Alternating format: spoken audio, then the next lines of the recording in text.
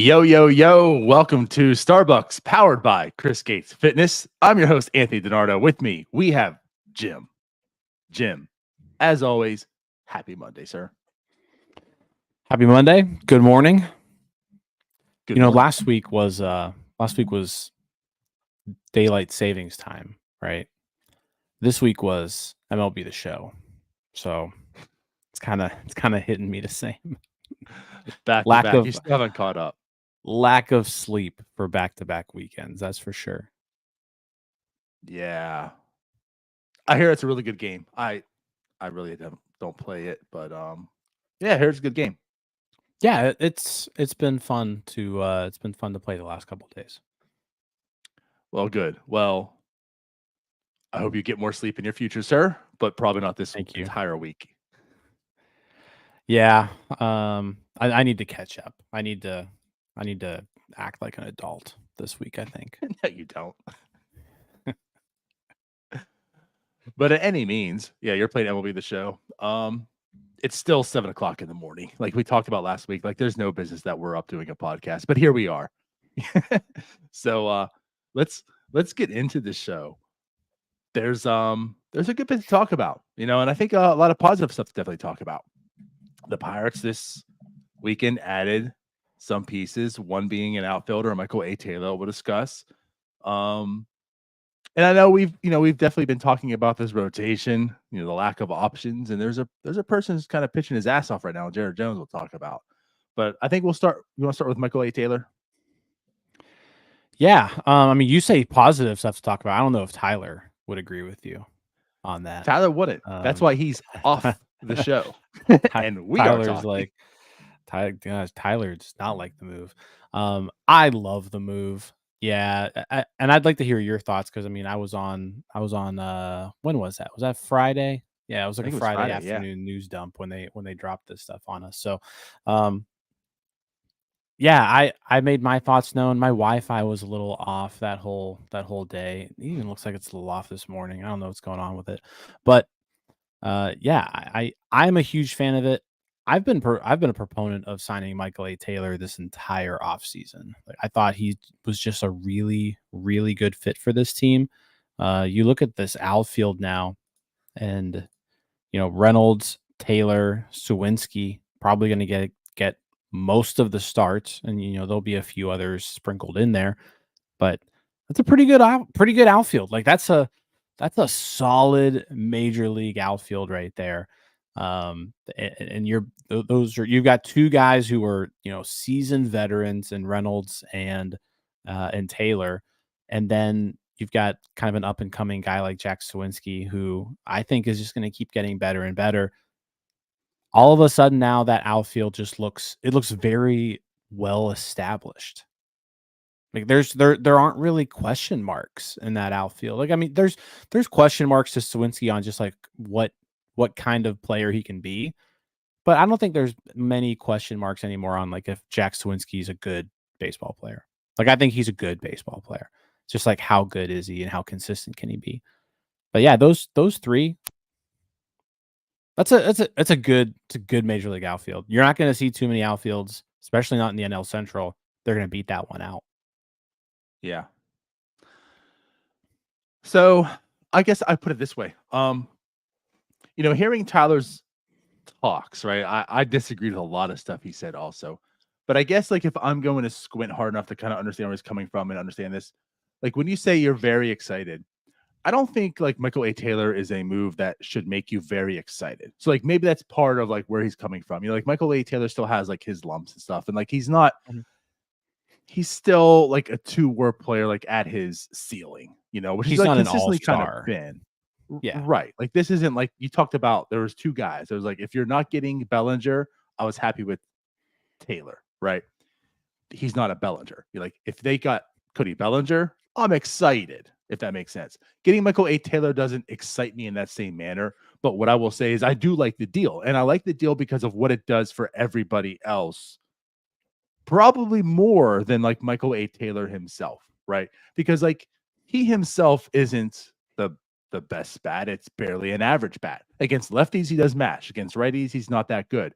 which also I will say complements Jack Sawinski, because where does Jack Sawinski fall? Versus lefties.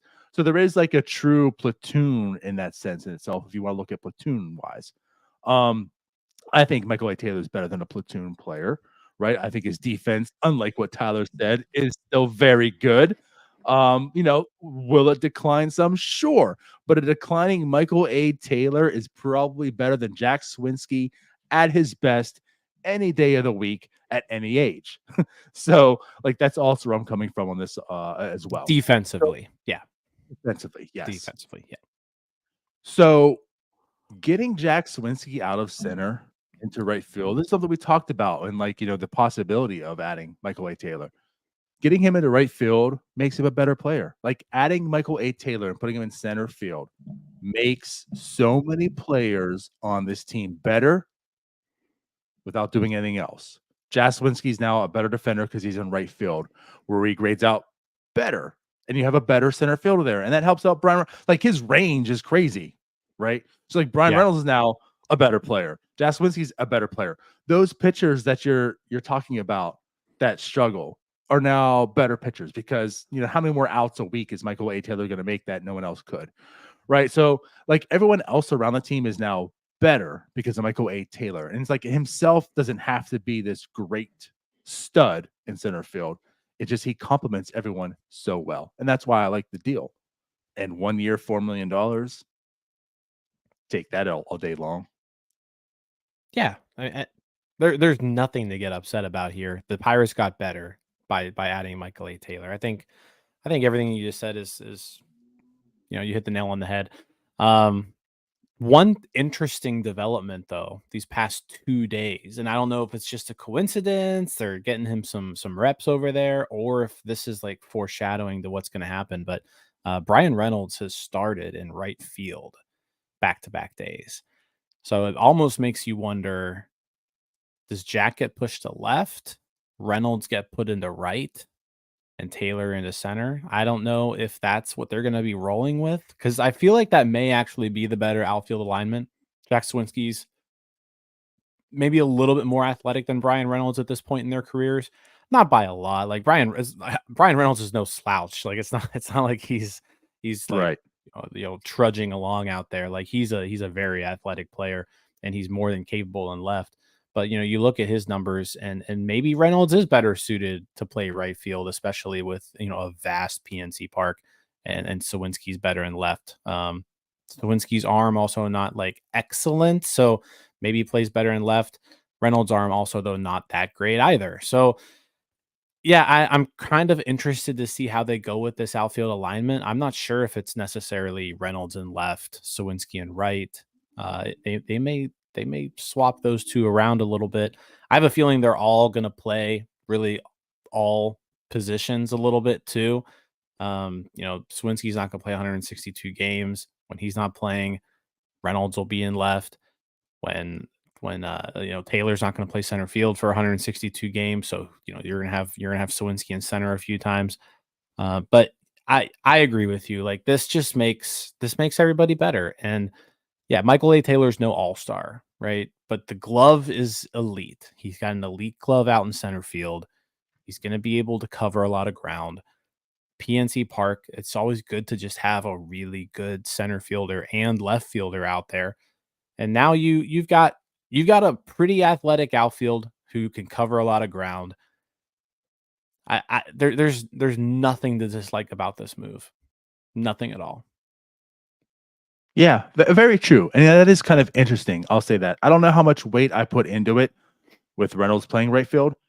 I don't know if it's more or less like, hey, we want to get some, we want guys some run in left field. So, hey, B-Ray, it's spring, you're in right field today. But there is some flexibility there, right? Like it's unknown at this point in time. It could line up that way.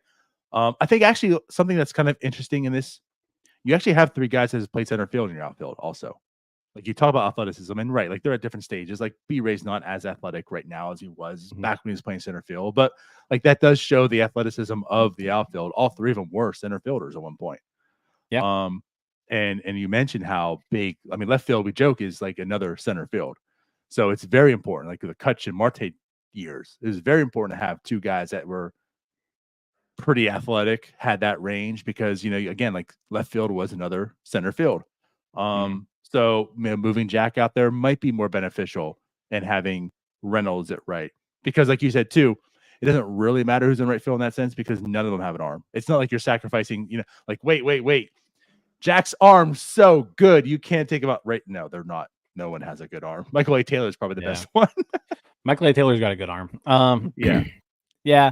And there was a comment on there, Pitt City, we've come a long way since Henry playing right field. And yeah, like you look at this outfield now compared to what it was at the end of last season. You had a catcher playing right field who had never played the position before, who looked just completely lost out there. Yeah, so it's nice to see that they've really addressed that outfield now, and yeah, like it's good. Like that. Name me a better outfield in the NL Central. Yeah. I don't want to do that right now on top of my head. I didn't think about that because we might sound very dumb and like, guys, you stupid idiots. You look at I'm kind of going through and I'm like, who? Let me look at these. Like, you know what? Yeah, we're on a podcast. We can talk about whatever we want. Let's go through them. Chicago, Ian Happ, Mike Tauchman, and Seiya Suzuki. That's pretty good. That's pretty good. Bellinger, they have him at first on this one. Cincinnati, Spencer Steer, Will Benson, Jake Fraley. Better than the Reds outfield, right? Yeah. Christian Yelich, Jackson Churio, Garrett Mitchell. It depends on how just good because Jackson of those Churio two really is. Yeah. But I think to your point, like right now, I'm penciling in the Pirates to be the safer one. There's more potential in Milwaukee. Yeah. You know who we're a lot better than? The Cardinals. Alec Burleson, Dylan Carlson, and Jordan Walker. Yeah. Yeah. So it's a good outfield.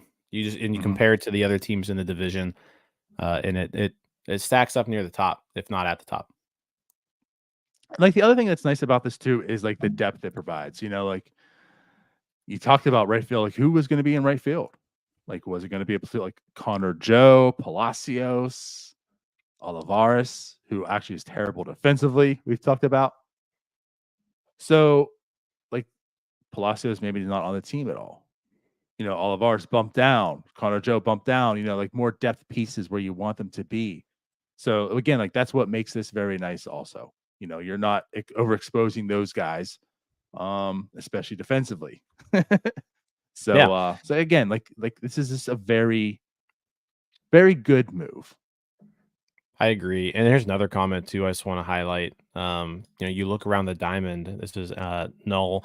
You look around the diamond, and it's hard to say you don't have a major leaguer at most positions now. I'd even argue this entire position core now, like they're major leaguers. The depth, the bench, every starter. Maybe Picaro, you could argue, like isn't a major leaguer on every team, but like you look around and we haven't seen that for a while, where it's like, oh, everybody in this lineup is a Major League Baseball player who belongs on a major league team, and you're now seeing that this year, which is a giant step forward from there's that lineup has been going around on Twitter, I feel like all week. That like 2021 lineup with like Dustin Fowler leading off or whatever, but yeah, like those days are over. Like these guys are all Major League Baseball players. It just sucks that we have to celebrate that. Like it should, again, we talk about the year 5 thing, but I mean, I appreciate it. And you're correct. I think you mentioned Picaro, and absolutely correct. Like I don't know if we're ready to label him as a major leaguer yet, but I feel more comfortable with like Triolo. Let's put it that way. Like if it's not Picaro, Triolo's going to be there likely, and we don't know how good of a major league player he is, but just defensively, like think Brian Hayes this year, like just defensively, he's a major leaguer, right? Just is he really like an everyday starter major leaguer, or is he like one of the utility guys because of his defense? We'll find out. Right. But yeah, I mean that's something to kind of celebrate here and be excited about. That like every person in this lineup belongs, And to go back a week ago, like I said, like talk me down, Jim, because that's one thing. Like this lineup looks solid. Again, like if you can get excited, we'll talk about the rotation here, and you absolutely can have your concerns about the rotation and how it limits them. But like this lineup, it actually looks kind of solid. There's guys everywhere, and yeah, even though Michael A. Taylor's not that well against righties, you can still plug and play. And you're looking at that's really like one hole in the lineup, maybe two because of second base, right? Like outside of that, they're all competent hitters. Yeah. Well, I guess you can also maybe Rowdy, right? Like maybe Rowdy, but 2.5 question marks. Yeah. Fangraphs has their projected record now 77.7 wins. So you want to round that up, 78 Think wins. about that, right? So that's not where you want to be, but you're at least now no longer like a laughing stock. Like 78 wins. This is basically this is a Major League Baseball team, right? They deserve to be on the field with everybody else. Pitt City, here? Our rotation is suspect, but yeah, lineups for sure. And we'll get into the rotation here in a bit. But yeah, that's it right now. I don't think there's too many question marks on the offense. There are question marks, I think, as far as how good some certain people can be, but they've at least filled every position with someone that you feel comfortable with, I think. Yeah, absolutely. And again, like this isn't an overly exciting team, a team that you look out there and say, yep, they're going to contend this year. But there are parts, and like we said, like this lineup completes it, and basically a 78 win team they're projecting to be. That's far and above where they've been like the past few years. Like I know last year they were, but like there wasn't a whole lot of expectations this past season. And again, like this one isn't great as far as contending, but like all we ask for so much is like competence. And yeah, I think they're above like just being competent. Like there are some parts that does kind of excite you. Are they going to hit 500 this year? That's yet to see, right? 78 sounds about good. That's kind of what we've been talking about for a while. Again, like what we've seen this spring, and now adding Michael A. Taylor, I just think what it does is it kind of just cements the floor being much higher than we felt it could be. The ceiling's still very much limited, right? But like this floor, you're feeling more confident that's going to be a 73+ win team. A few weeks ago, before we saw guys in spring, before Michael A. Taylor was signed and such, could have been a 69 win team. Like I could certainly see that. Now I feel it's much harder for them to get there. Like this team's going to end up in the 70s minimum.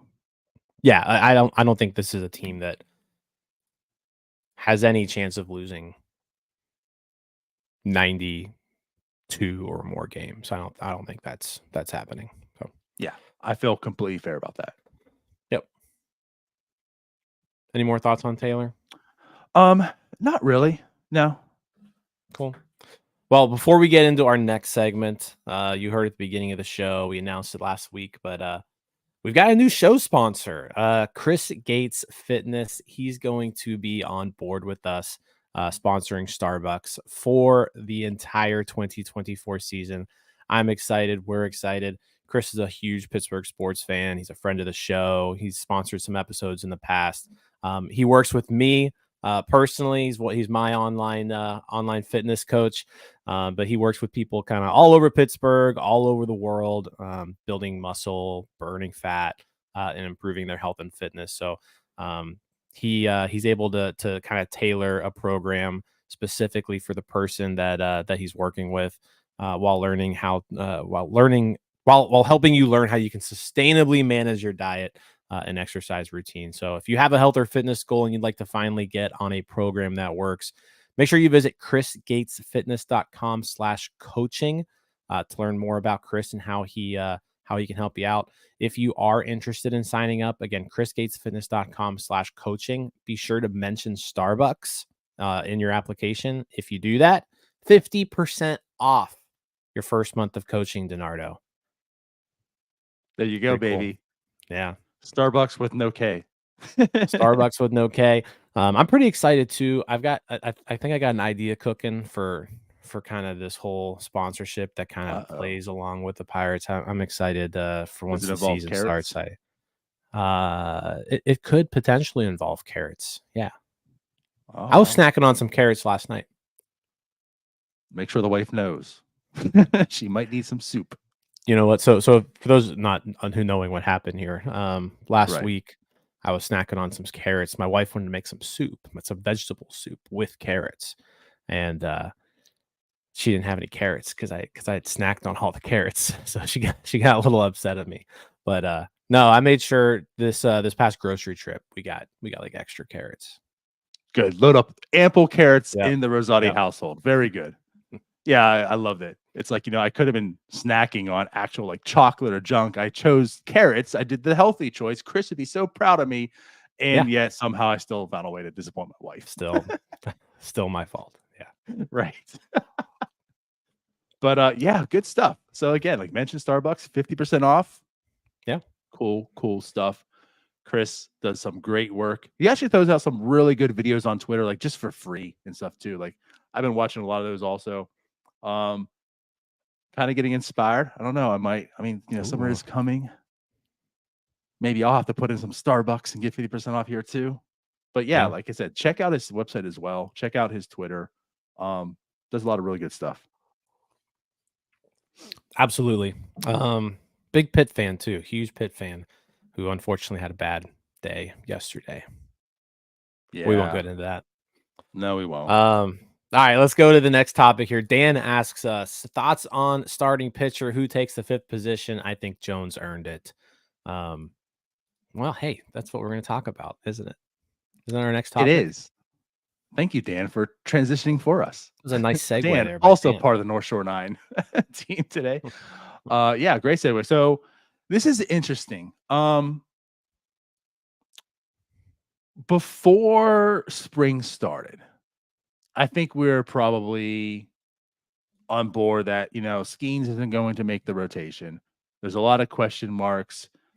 Jones, Jared Jones has like his question marks as well, but like he's the guy you could see starting opening day. Skeen's not, right? Like if there's going to be a prospect in the rotation that starts day one, even though Skeen probably could look the part, maybe Jones has that possibility, but still on the outside in, right? We also Right. felt very uncomfortable about the options heading in. And, spring started and you saw Roansy and the velocity was there. Luis Ortiz looking a little bit better. Quinn Priester, there's some things that you find that are appealing, but then they also all have their warts as well. Like none of those guys that you're hoping to come out and like win it is really doing their part to truly win it. They're okay. But Jared Jones is doing everything to say, get the hell out of my way. I'm in this rotation. Shut the hell up and give me the ball. Because the dude has what now? 11 and a 11.1 third. innings. Yep.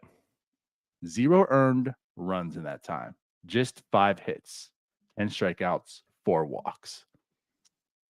Hitting 100 plus. Jim. Do we have a problem on our hands with Jared Jones? And a problem, I mean, in a good way. I think we do. Yeah, I want to talk about his start this past week. It was, I think it got a little bit maybe overshadowed. It was a split squad. The Pirates were playing at home on Pittsburgh Sportsnet with the other squad, and Jared Jones was on the kind of like the minor league team. It was basically Jack Sawinski and a bunch of reserves heading down to face the Braves. But the Braves put out a lot of their regulars. So you had Michael Harris II in there, Ozzy Albies, Austin Riley, Matt Olson, Marcel Ozuna, Orlando Arcia, Jared Kelenic, all those guys in the Braves lineup on Saturday night to face Jared Jones. And DiNardo, he mowed them down. Yes, Mowed he him did. down. 4 innings, 2 hits, 1 walk. Really never got into any sort of trouble whatsoever. Struck out 4. You mentioned he's at 11 and third now. 11 and 1/3 scoreless innings so far this spring, spread out over 5 games, 2 starts. He's going to get one more start this spring, right? He's going to have kind of one more opportunity. I don't know how you can leave him off. Like, if you said that he was in the running, and I think someone on Twitter mentioned this the other day, like, maybe did they make a mistake saying that he had a chance? Because, like, if you come out and say that Jared Right. Jones is legitimately fighting for one of these rotation spots, how can you not give one to him based off of how he's looked?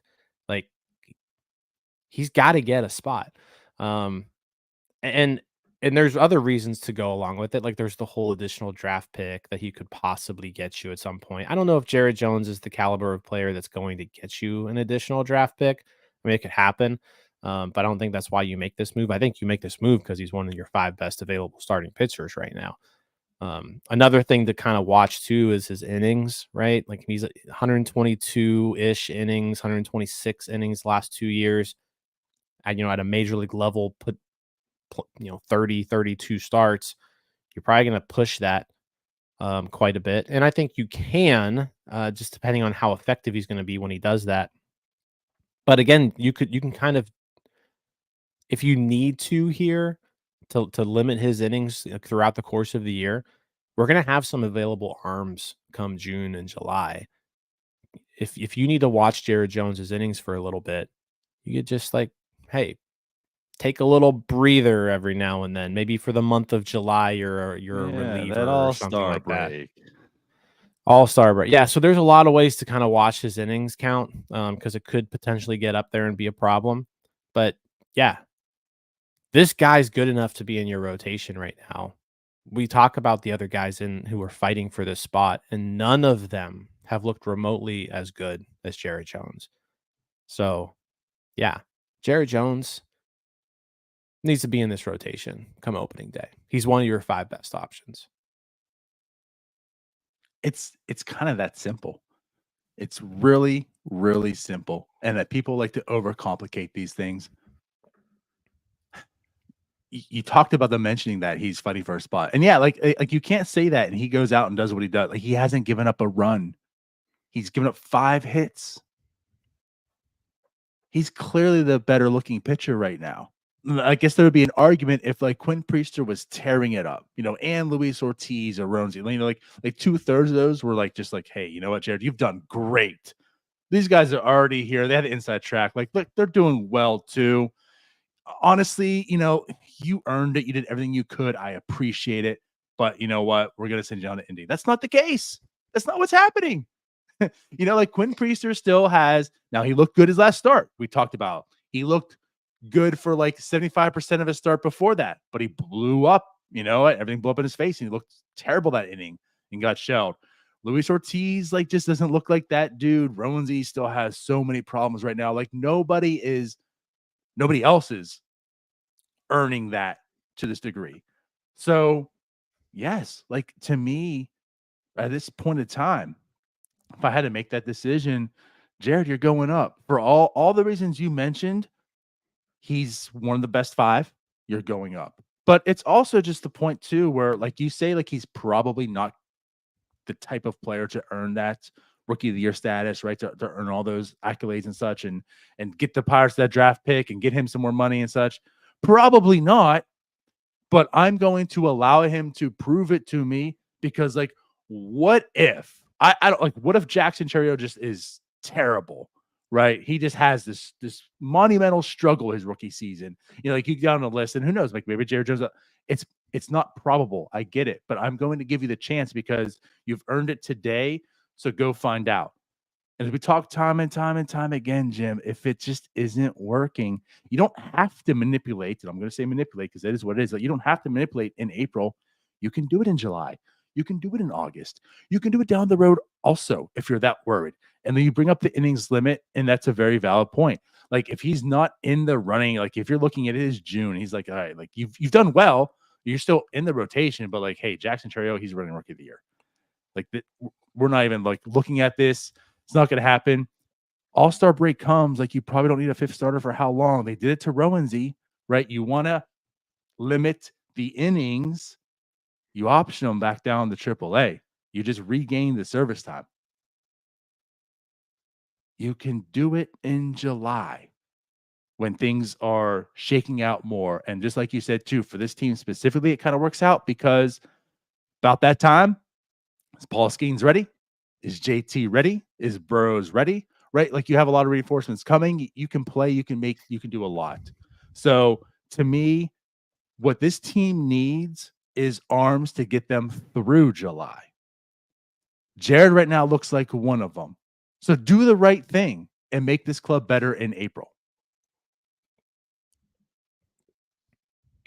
Yeah, that was a nice little soliloquy. I mean, I agree with everything that you said. They need arms, especially this first half of the year, and Jared Jones has to be one of them. He's one of your better options. Like if I understand sending Skeens down, I get it. Like that's what I would do too at this point. But with Jared Jones, it's different. He's got 3 full seasons basically of minor league play under his belt. He's got almost a half of a year, 3/4 of a season in AAA. Like he's ready to go, and he's shown this spring that he's just as good, if not better, than all your other options. So Yeah. let's go with it. I wanna mention something here. Bring up a comment. This is with Nolan. Says, I'm certainly not against it. Just don't want to have him come up, get shelled, and lose his confidence. We need him to pan out long term too. Nothing against you. Nothing against you here. But what I want to say, generally speaking, and I know I've said this before, stop it. Like just stop that mentality. I need it to end today. Because just like we said, if it's not working out, you can send him back down. Like this isn't if you send someone up, they have to stay no matter how much they struggle, and you have to just kill them as a player. If it's the middle of May and he doesn't have it, you can send him back down. That's the lovely part of options. You can do it in March, or you can do it in April, or you can do it in May, or June, July, August, September, whenever you want, right? But the other thing too, like keep saying is like people get better through perseverance. Like the struggles is what enables them to get better. Is O'Neal Cruz the better player today because he struggled when he came up and found his flaws and found out what he needs to do differently? You know what I mean? Like through your struggles is how people get better. Most people have to struggle, especially if you think about athletes. Like all these people have been the elite of the elite. They've always just been good. They've never been bad. They have to face those struggles to get better, most likely. So I just hate, and he says, I can't help it. I get it. Like, I get it. But like, I hate people who are just so afraid to see struggling and think it's a negative thing. No, I want to see it and get it out the way now. That way, when it matters in July, August, September, you've gone through it. Yeah, I think everybody wants their prospects to come up, hit the ground running, and not struggle at all, right? But that just doesn't happen. There are very few young baseball players who are going to come up and not struggle at some point or Right. or look overmatched. You look at pretty much every single player the Pirates have called up ever. Like I can't recall too many people who just didn't struggle at all. You're everybody's going to go through a learning curve, especially right now. Like the jump between AAA and Major League Baseball right now in 2024, it's the biggest jump that I can recall between the two leagues. They're heads and shoulders different from each other when it comes in terms of talent. So yeah, like you've got to make the jump eventually. You're not going to ever be ready for Major League pitching for Major League hitting as a pitcher until you face Major League hitting. So like he's got to do it. He's got to go through it. And you know what? Even if he struggles, I think the talent is still there and it's good enough that he can still get by. Like Jared Jones struggling, maybe giving up 3 runs in 5 innings. Or maybe he gives up 4 runs in 5 innings, right? Which is a bad start. But guess what? You're still like, you're not out of the game completely. Listen, I think the guy's talented enough that he's not going to like completely blow up.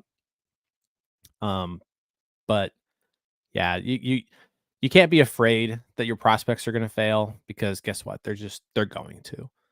And like you mentioned before, it's how they learn. I mean, O'Neal Cruz, you're seeing the adjustments that he's made. Henry Davis, you saw last year him come up and struggle. what did he do all offseason? He worked his ass off to get better at the things that he struggled with. Now, is it going to pan out? So far, it's working in spring training, right? But is it going to pan out in Right. regular season? We'll see.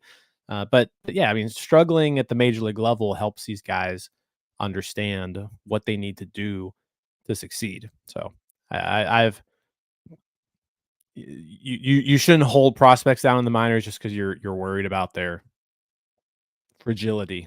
You know, they need to. They're pretty tough. These guys are mentally tough at this point.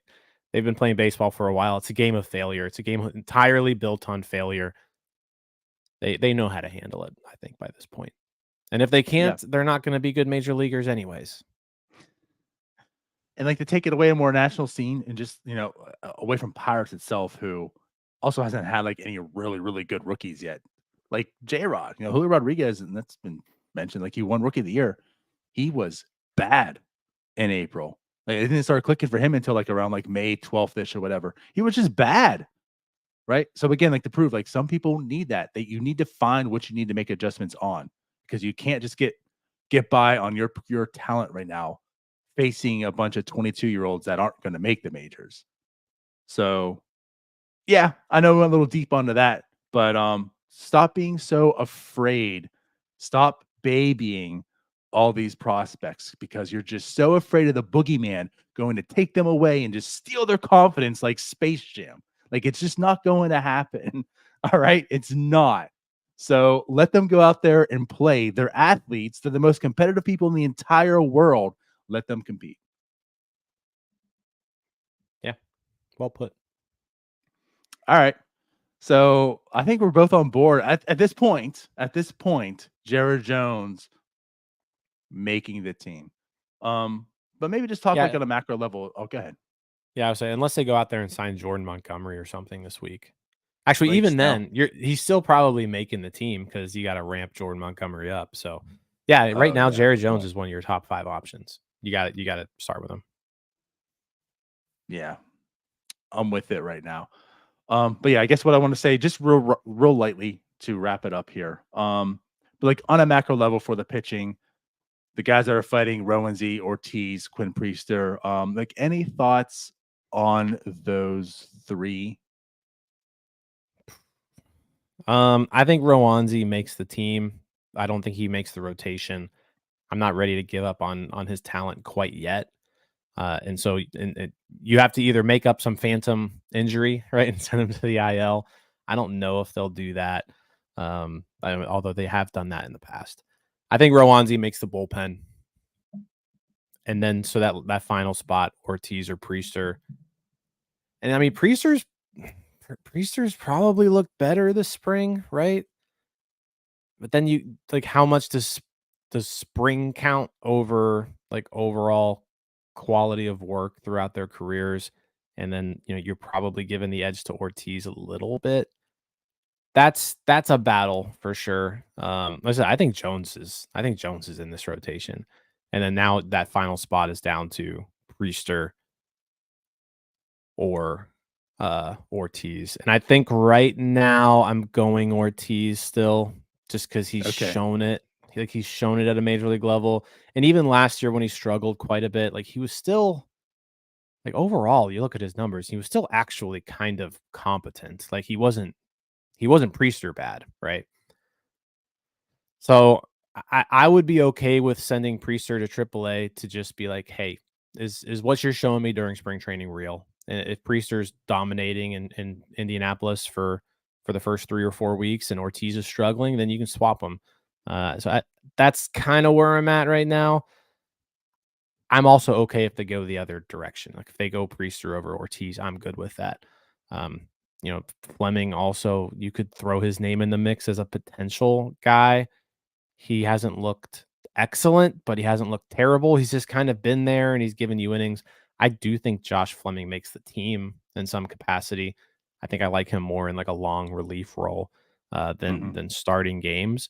But then maybe they just get creative with that last spot. Like maybe that last spot is, hey, Fleming and Priester or Fleming and Ortiz. Your job is to go out there and give us 6 innings between the two of you somehow, right? So I could see them going that route too, where they pick a righty, they pick a lefty, they piggyback them together, So you're seeing kind of different views, and their job is just to make sure you get through 6 innings. Cool. I like that last part. I like that. I think that that's something they're going to do this year. They're going to find, I don't know exactly what it is, if it is that last part that you mentioned or something else we haven't really discussed, but I do think they'll get more creative in how they utilize their pitching.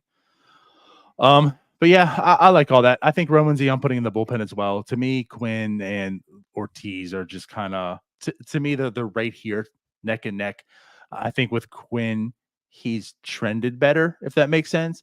But I still worry about the longevity. Like again, like his struggles come the second and third time in the batting lineup, and we haven't really seen that yet. So like he's been in his best. So I'm not ready to like stamp him as, oh yeah, he's finding his way because he can go to Pittsburgh and now he's pitching into the fourth and fifth inning and just blowing up. And like you said, like Jared Jones might give up 4, or 3 in 5 innings, and Quinn Priester is now giving up 7. And that's like kind of the difference, right? So yeah, I don't know. I'm still kind of struggling on who I like out of Ortiz and Quinn Priester right now, but I think Quinn Priester is trending nicely. So like Tyler said, I'm thankful there's still some more days left and some more starts to really make my decision on them too. Yeah, it's really just one. Everybody gets one more start, and I then guess it is just one, huh? we got one more week of spring training, and then it's real games. They're not going to have 2 more in them still? I don't think. Like if they pitch this weekend, they get one more. They get one more. All right. Well, Yeah. it's going to mean a lot. But either way, cool. So that pretty much wraps up everything we want to talk about today, I think. Anything else that you wanted to bring up? No, I think we're good. I think the offense is looking good. Like the offense looks like they're ready for opening day. Right now it's just kind of figuring out those last few pieces, like who's going to win that final bench spot. And actually there's a couple bench spots I think that are up for grabs. That backup infielder, backup outfielder. I think Triolo has put his claim in for a spot. But that last outfield spot, do you go Olivares? Do you go Bay, Palacios? There's a few options they could roll with. So yeah, that's kind of the final battles going on right now. I like it. And Chad makes some good points too. Like it's nice talking about those battles opposed to like who's your number 1 or 2 star. Like at least there's something. Now rotation a little bit more, but like especially more of the batting lineup and such. Like there's some really good parts here. Some competent baseballs ahead of us. So it's coming quickly. We have a big announcement to make on the 20th, which is Wednesday, which is actually our next post-game show. So tune in on the 20th for that announcement. And yeah, like we're ramping up. We got 3 post-game shows scheduled for this week. Wednesday, Saturday, Sunday. Is that what it is? Wednesday, Friday, Saturday. Wednesday, Saturday, Sunday. Yeah. Okay. It's on our next page here when we go out. Yeah. Just verbally I couldn't remember, but okay. But yeah, and we'll have our, NS9 live on Thursday, post games rest of the week. We're out of here. Appreciate y'all for watching. We'll see y'all later. Bye-bye. See you guys. Hey, you all. Thank you for watching. I know we try to provide the most entertaining content that we can, and we'd love to spread it to as many people as possible. So I know it doesn't seem like a lot, but if you could take the 5 seconds to like this video and subscribe to the page, it helps out so much more than you know. Thank you, and let's go Bucks.